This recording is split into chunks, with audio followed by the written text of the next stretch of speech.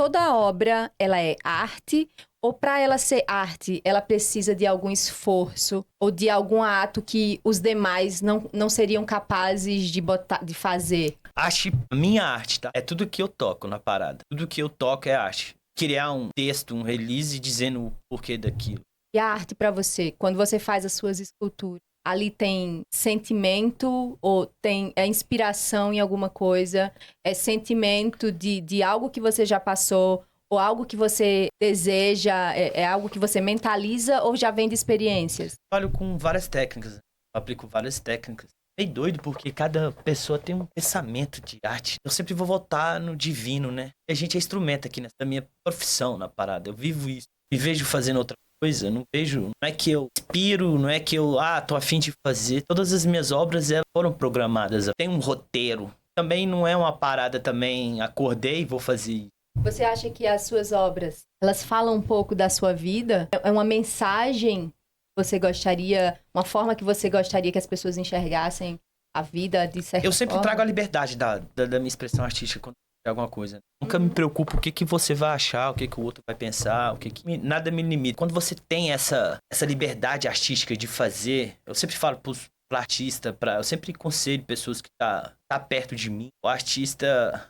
vende a assinatura dele, disciplinar. Tem uma regra, não tem. Eu tento, todas as vezes que eu vou criar algo, eu sempre trago a divindade na parada, eu sempre trago a espiritualidade, mediante aquilo que eu acredito, que eu sigo. Eu gosto do lado crítico, cotidiano. Ao mesmo tempo, do cotidiano é simples. O que é o cotidiano? É o que é a parada. Então, eu tento trazer o simples, o singelo e trazendo tudo aquilo que eu tenho vontade de fazer na parada. Se é um rosa, se é um roxo, se é um violeta, se é um preto. Eu venho criando essa identidade no decorrer dos anos também.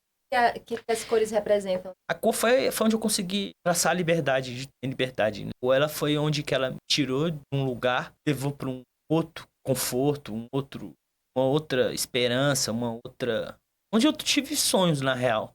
Eu consegui estar perto das minhas realizações. Por isso que eu falo que a arte ela é divina, porque quem acredita na espiritualidade pede, né?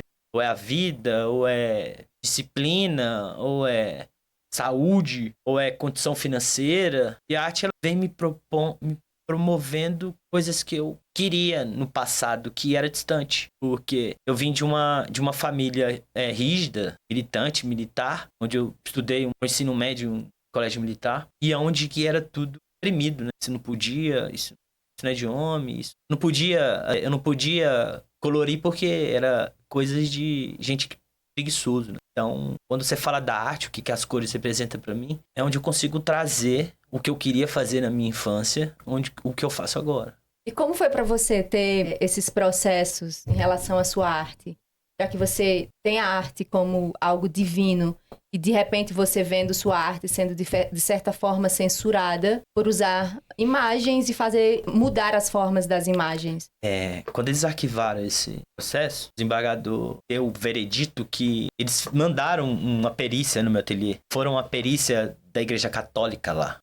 Foi várias pessoas nesse dia. E é onde que todas as obras do processo, eles me questionaram. Por quê? Que foi o Jesus for Sale, que foi obras que eu trazia ali a ironia, mas ao mesmo tempo eu lembrava da espiritualidade, porque eu não prego nas minhas obras. Eu lembro que existe o que você crê, é o catolicismo, é o xamanismo, é o budismo. Então eu tento trazer aquilo que eu acredito e tem uma mensagem através de todas as obras que eu faço. Daí nesse dia eu fiquei mais de uma hora, assim, trocando ideia mesmo, assim, o cara votando. Ele questionava muito dos porcos de Jesus e o porquê que Jesus não tem curtida. Ele não precisa, né? Ele não precisa de curtida de ninguém aqui. Por isso que ela é zero curtida. E muito louco isso, porque... Quando você recebeu essa visita, como que você encarou isso como um artista? Cara, eu foi muito doido, porque na época eu falei, cara, ó pra você ver. Eu pensei, cara, se eu responder essa parada que eles queriam me colocar na cadeia. Foi bem na época da eleição, saca? Tava, aquela guerra de lados. E, na época, Eu falei, caraca, velho, tipo, não foi o Francisco, a Ana, o Douglas que entrou na justiça comigo, foi, tipo, 3 deputados, tipo, eu falei, caraca, mano, tipo, como é que eu vou defender essa parada? Como é que vai ser? Tipo, eu falei, cara, se eu responder judicialmente e eu ter que ir preso, que não acredito que eu seria preso, vou ser preso e eu vou pintar lá, eu vou tatuar, que eu sou tatuador há 15 anos, vou tatuar dentro da cadeia, vou criar um documentário sobre isso e, cara, e tudo que acontece comigo, ele é divino. Se acontecer uma parada dessa, eu vou encarar ela suave. Pra você ver, como tudo é interpretação, tudo é ponto de vista e perspectiva. Quando você criou a imagem, quando você fez a obra com as imagens, que são imagens de Nossa Senhora, de Jesus Cristo, na sua percepção você estava colocando cores que eram cores da sua infância e era como se você estivesse alegrando algo que as imagens lhe levavam à sua infância. E botando cores ali, era como se fosse um elo entre a sua infância e as cores que você não conseguiu viver, como você falou aqui. E outras pessoas enxergaram isso de forma extremamente negativa. Como se você estivesse debochando, como se você estivesse dizendo que aquilo ali não tinha valor e por isso você fazia o que queria. E nem era. Vai ter as pessoas que não gostam daquilo que você faz. Né? Isso daí é normal. Isso afetou sua criatividade de alguma forma? Nada, zero. Eu não me importo. Zero. E quando, pra quem não sabe, Douglas, ele teve o ateliê dele pegou fogo, né? Com várias obras que estavam dentro. E não sobrou quase nada, não é isso? Sobrou nada. Não sobrou absolutamente nada. Sobrou. Comparando de volume, né? Sobrou 1%. Quando você, hoje, tantas cores, porque a sua obra, ela chama atenção pelas cores, pela energia, pelo contraste da figura e das cores. Sempre existia um contraste entre figura e cor, né? E que é muito massa. E quando tudo aquilo ali, você viu tudo aquilo queimado, tudo preto, como que tá a sua criatividade agora, nesse momento? Quando eu me deparei com todo o caos, que eu chamo de caos, porque lá no ateliê eu tinha obras que eu ia entregar, lá tinha obras que estavam em processo de autenticação, tinha obra que eu tava fazendo inventário, eu tinha encomenda, eu tinha peças de cliente lá, eu tinha sapato da bisavó do cliente lá. Pra fazer uma obra e mandar pra ele. Eu gosto de retratar coisas falecidas, né? Memórias. É fudido. Eu consigo, o cara pega o sapato da bisavó guardado em caixas e colocar na galeria da casa. Fica foda. E tinha exposições, tinha coleções lá de exposições, de 2 exposições. Eu tinha peças no que eu coleciono as minhas obras. Eu tinha número 1 de todas as coleções que eu fazia. E tinha um arsenal de 20 anos de arquivo pessoal, né? De tudo, de viagem, de tudo que eu já consumo arte, né? Tinha uma coleção artística lá, de gente que falecida. Quando eu deparei... Pegou fogo. Tudo. Quando eu me deparei com... Eu não consigo... Eu choro depois, né? No ato eu tento ser cabeça. Eu sou filho mais velho, né? Então eu sempre tento absorver pra poder direcionar, pra poder... Quando rolou isso, eu falei, cara, já tinha... Quando eu vi, eles não deixaram entrar. Um dia antes, eu tinha... Do nada, eu não dormi nesse dia, eu não dormi em casa. Se eu tivesse dormido lá, às vezes eu dormi no ateliê. Eu gosto de produzir à noite, de madrugada, quando tudo tá desligado, sabe? Silêncio. Consigo... Não é nem um silêncio, mas... De dia, você é de várias pessoas, né? De dia, seu WhatsApp, ele fala. De dia, você tem família, você tem namorada, você tem negócio. É outro rolê, né, velho? Quando eu pintava lá no ateliê, eu gostava de pegar a noite e amanhecer o dia. Eu gostava de amanhecer o dia. E nesse dia, na semana, a tranca da minha loja tinha quebrado. Só pra explicar pra vocês entenderem, lá no meu ateliê, o 3º andar é uma cobertura, onde mora minha mãe, mora eu. Nesse dia, a tranca quebrou lá da porta da... Aí minha mãe falou assim, e lá é uma comercial.